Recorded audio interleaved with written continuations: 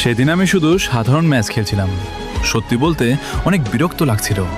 একই ফাইট, একই জয়, সব কিছু যেন বারবার রিপিট হচ্ছিল। হঠাৎ খেয়াল করলাম একজন প্লেয়ার বারবার আমার ম্যাচ স্পেক্টেট করছে। ম্যাচ শেষ হওয়ার পর আমি তাকে মেসেজ দিলাম, তুমি কে, বারবার আমার গেম প্লে কেন দেখো? কিছুক্ষণ পরে রিপ্লাই এলো, ভাই আমার বয়স 10 বছর, আমি আপনার গেম প্লে খুব পছন্দ করি, তাই সব সময় দেখি, আপনার সাথে একদিন খেলতে চাই। কথাটা শুনে একটু অবাকও হলাম, আবার ভালোও লাগলো।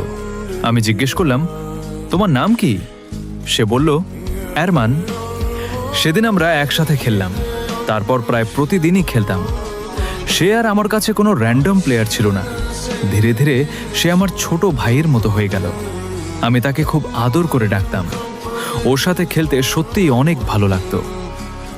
কিন্তু একদিন হঠাৎ ওর একটা মেসেজ এলো, ভাই আমি হাসপাতালে, আজ অনলাইনে আসতে পারবো না।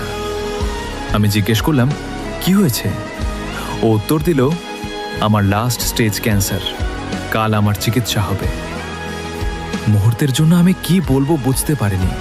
শুধু লিখেছিলাম, সব ঠিক হয়ে যাবে, কোনো টেনশন নিও না, আমি অপেক্ষা করব। সেদিন খুব তাড়াতাড়ি গেম বন্ধ করে দিলাম। মনে মনে শুধু ওর জন্য দোয়া করছিলাম। একদিন গেল, 2 দিন, 3 দিন, 1 সপ্তাহ। প্রতিদিন গেম ওপেন করতাম, লবিতে তাকিয়ে থাকতাম। মনে হতো এই বুঝি আরমান অনলাইনে আসবে, কিন্তু সে আর এলো না।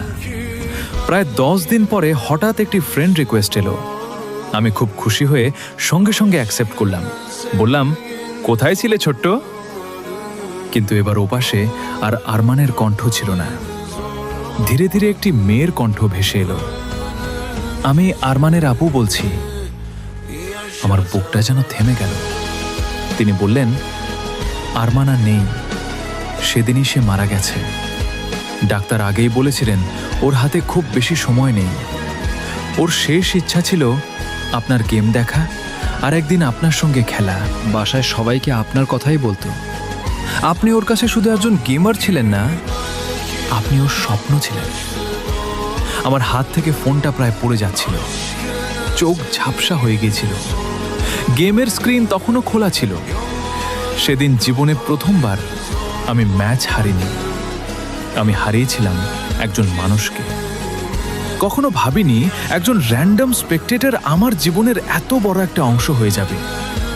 গেমে আমরা অনেক ম্যাচ জিতি, কিন্তু জীবনের কাছে কখনো কখনো সবকিছুই হেরে যায়।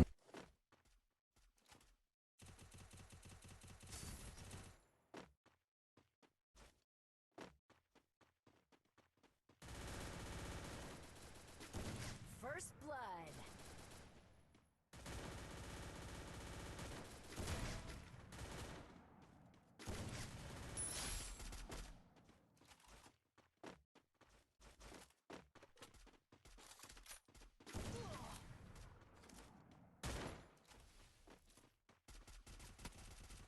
Double kill.